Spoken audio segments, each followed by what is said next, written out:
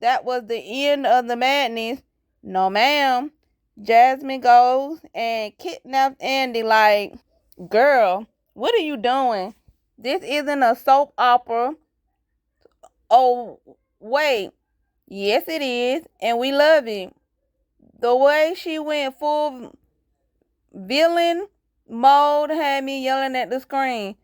Somebody call the police. Somebody call the girls. Somebody call Tyler Perry.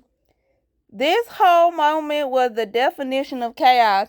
Jasmine was completely unhinged. Gary was bleeding out. And Andy, poor Andy, is stuck in the middle of all this madness. I mean, come on. Jasmine didn't want revenge. She wanted to destroy everything. And honestly, this whole scene set the tone for how explosive the rest of the finale would be. Now, listen, let's really talk about Jasmine for a second. I've been thinking, what's going on in her head?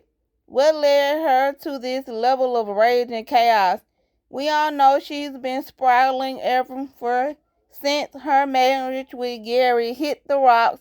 But this was a full-on villain origin story. It's like the betrayal, the humiliation, the public downfall. It finally snapped something inside her. Jasmine isn't just mad anymore. She's broken. And in her mind, Gary and Andy are the cause. And I can't help but wonder, has she been plotting this the whole time? Like, was Jasmine laying low, watching from the sidelines, waiting for the perfect moment to strike? The way she popped up, full armed and ready for madness, makes me think this wasn't no random meltdown. This was premeditated drama, okay? And what does this mean going forward? If Jasmine survives this, because let's be real, she might get locked up or worse, what kind of chaos is she going to bring in the future? Or is this the end of her story? And let's talk about Andy, because now she's got major trauma to deal with. Imagine being kidnapped by your boyfriend's ex-wife who just stabbed him in front of you. That's not something you just bounce back from after a girl's brunch, y'all. Andy is going to need therapy, prayer, and protection, okay? And you know what else? This scene really made me question Gary too. Like, what kind of dirt was he doing to push Jasmine this far? Was he just emotionally toxic? Or was he doing more behind the scenes that we still don't know about? Because if Jasmine's rage is rooted in something deeper, it might not be so easy to label her as just crazy. Absolutely. Karen going into labor because, woo, if Jasmine's chaos wasn't enough, this moment had us holding our breath for completely different reasons.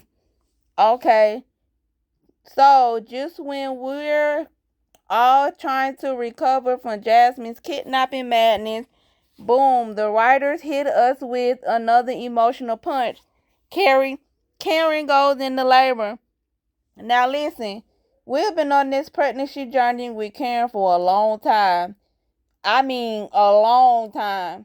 It's been like 5 years. It's been 5 months, but it feels like 5 years. Okay? From the moment she found out through all the drama with Zach and Aaron to her finally embracing motherhood, this has been a roller coaster. And now it's go time. Let me paint the scene. Karen's having a moment with the girls trying to keep it together, but you can see something's off.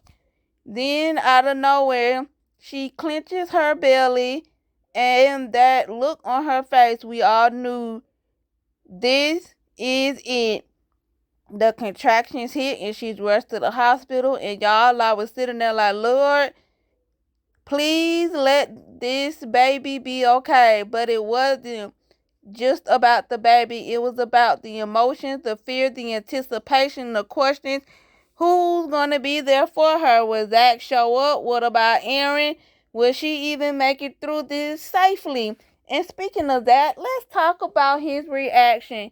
You can tell that despite all the drama, all the messiness, apart from him, still cares. The man looks like he seen a ghost when he heard Karen was in labor. Whether or not he's the father, that's still someone he once loved. And this moment brought a new layer to Zach's character, growth, vulnerability, and maybe even regret. Now let's be honest. This was a full circle moment for Karen. She started the season trying to